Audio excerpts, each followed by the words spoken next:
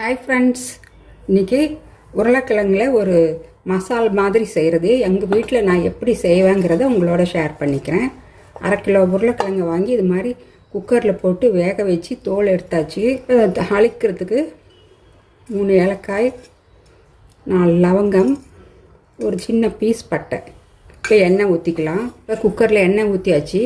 அதோட கொஞ்சம் 1 டீஸ்பூன் சோம்பு எடுத்து வச்சுருக்கேன். இது எல்லாமே போட்டுக்கலாம். சோம்பு ஜீரணத்துக்கு ரொம்ப நல்லது. உருளைக்கிழங்கு எங்களுக்கு ஒரு சிலருக்கு கேஸுன்னு சொல்லுவோம், வாயு பிடிச்சிக்கும். இந்த மாதிரி சோம்பு எல்லாம் போட்டுட்டோம்னா எங்களுக்கு எந்த வாயுவும் பிடிக்காது, கேஸும் வராது. ஆயில் என்னுடைய ஃபுட்டில் ரொம்ப குறைவாக தான் இருக்கும். இதில் கொஞ்சம் கடுகு போட்டுக்கலாம், கருவேப்பிலை. அதுக்கு வெங்காயம், பெரிய வெங்காயத்தில் 2, சின்ன வெங்காயம் கொஞ்சம் ஒரு கைப்பிடி அளவுக்கு, ஒரு தக்காளி. காரம் எங்கள் தேவைக்கு ஏற்ப 1/2 கிலோவுக்கு நான் ஒரு 4 பச்சை மிளகாய் எடுத்து வச்சுருக்கேன். ஒரு 5-6 பல் பூண்டு. இது எல்லாமே ஆட் பண்ணிக்கலாம்.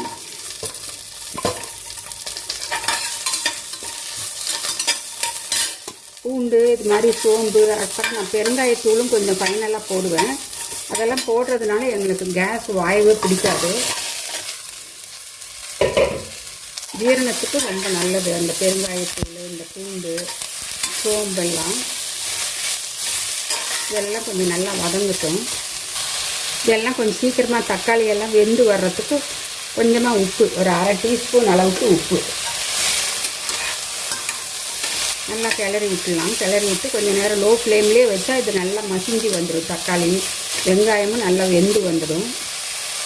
ஆயில் நான் குறைவாக ஊற்றுறதுனால இந்த மாதிரி உப்பு இதெல்லாம் போட்டு கொஞ்சம் சிம்லேயே வச்சோம்னா எங்களுக்கு சீக்கிரமாக எல்லாமே வெந்து வந்துடும். 1 நிமிஷம் நான் மூடி போட்டு மூடி சிம்லேயே வச்சிடலாம். இப்போ இது ஓப்பன் பண்ணி இதோட கொஞ்சம் மஞ்சத்தூள் ஆட் பண்ணிக்கலாம். 1/2 டீஸ்பூன் மஞ்சத்தூள், 1/4 டீஸ்பூன் பெருங்காயத்தூள். மூடி வச்சிடலாம். இதில் 2 டேபிள் ஸ்பூன், இந்த ஸ்பூனால் 2 டேபிள் ஸ்பூன் பஜ்ஜி கடலை மாவு போட்டிருக்கேன். இது நல்லா கட்டி இல்லாமல் தண்ணி ஊற்றி நல்லா கலந்து எடுத்துக்கலாம். இப்போ ஓப்பன் பண்ணலாம். வெங்காயம் தக்காளி எல்லாமே நல்லா மசியுது பாருங்கள். தக்காளி நல்லா மசியுது. 1 டீஸ்பூன் அளவுக்கு தனியா பவுடர் ஆட் பண்ணிக்கிறேன். இது நல்ல ஒரு டேஸ்ட் கொடுக்கும். இந்த மாதிரி நீங்கள் தனியா பவுடரு அப்புறம் பூண்டு எல்லாமே போடுறப்ப கொஞ்சமாக இஞ்சியும் தட்டி போட்டுக்கலாம். அதுவும் எங்களுக்கு கேஸ் ப்ராப்ளம் வராமல் இருக்கும். நல்லா 1 இன்ச்சு அளவுக்கு இஞ்சியை இது மாதிரி நல்லா தட்டி போட்டுக்கலாம். எங்கள் வீட்டில் இந்த மாதிரி ரெகுலராக செய்கிறப்ப இப்படி தான் செய்வேன். இந்த மசால் சப்பாத்தி, பூரி, அப்புறம் நம்ம தோசைக்கு நல்லாயிருக்கும். தோசையோடவும் வச்சு சாப்பிடலாம். 1 நிமிஷம் அப்படியே மூடி வைக்கலாம். இந்த இஞ்சி வாசனை நல்லா உள்ளே இறக்கட்டும். இந்த கொத்தமல்லி தழை இதையும் போட்டுக்கலாம்.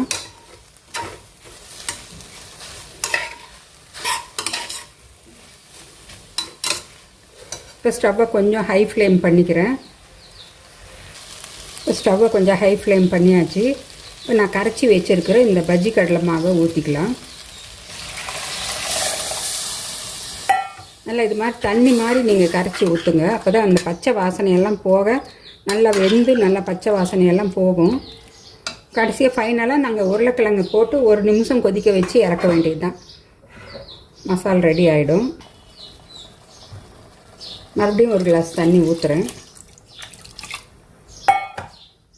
இந்த அளவுக்கு நல்லா தண்ணி மாதிரி இருந்தால் இது தானாக நல்லா சுண்டி நல்லா கெட்டி ஆகிடும். அப்போ தான் அந்த பஜ்ஜி மாவோட பச்சை வாசனையெல்லாம் போகும்.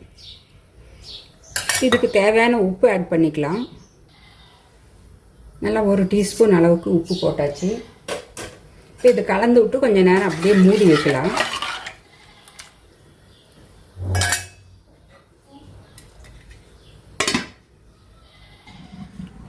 இப்போ லோ ஃப்ளேம்லேயே ஒரு 5 நிமிஷம் நல்லா கொதிச்சாச்சு.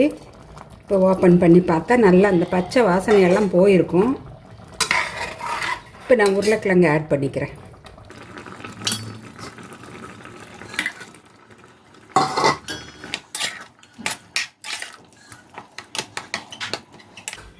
இப்போ சிம்லேயே வச்சு ஒரு 5 நிமிஷம் அப்படியே மூடி வச்சிடலாம். இந்த உருளைக்கிழங்குல அந்த ஃப்ளேவரெல்லாம் இறங்கி மசாலா நல்லா சூப்பர் டேஸ்ட்டாக இருக்கும். அவ்வளோதாங்க எங்கள் வீட்டில் நான் சப்பாத்திக்கு செய்கிறது. இந்த மாதிரியும் ஒரு வெரைட்டி செய்வேன். 2-3 வெரைட்டி இருக்குது. அதில் இந்த வெரைட்டி உங்களுக்கு ஷேர் பண்ணிக்கிறேன். இப்போ ஓப்பன் பண்ணி பார்த்துடலாம். நல்லா கொதிக்குது. 1 நிமிஷம் ஆயிடுச்சு. இப்போ நான் ஸ்டவ் ஆஃப் பண்ணிக்கிறேன். ஃபைனலாக பாருங்கள், இந்த ஃபைனல் ஸ்டேஜில் கொஞ்சம் ஃப்ரெஷ் லீவ்ஸ், கருவேப்பிலை, கொத்தமல்லி, புதினா இருந்தால் அது கூட போடலாம். அதுவும் நல்ல ஃப்ளேவர் கொடுக்கும். நல்ல ஒரு வாசனையாக இருக்கும். நம்ம ஸ்பைசஸ் எல்லாம் போட்டு செய்கிறதுனால புதினாவும் போட்டிங்கன்னா அது இன்னும் சூப்பராக இருக்கும். அவ்வளோதாங்க, உருளைக்கிழங்கு மசால் ரெடி ஆகிடுச்சு. உங்களுக்கு இந்த வீடியோ பிடிச்சிருக்குன்னு நினைக்கிறேன். உங்கள் ஃபீட்பேக்கை கமெண்ட் பாக்ஸில் போடுங்க. இதே மாதிரி முடிஞ்சால் ஒரு தடவை செஞ்சு சாப்பிட்டு பாருங்கள். நான் மறுபடியும் உங்களை அடுத்த ஒரு இன்ட்ரெஸ்டிங்கான வீடியோவில் சந்திக்கிறேன். Bye friends.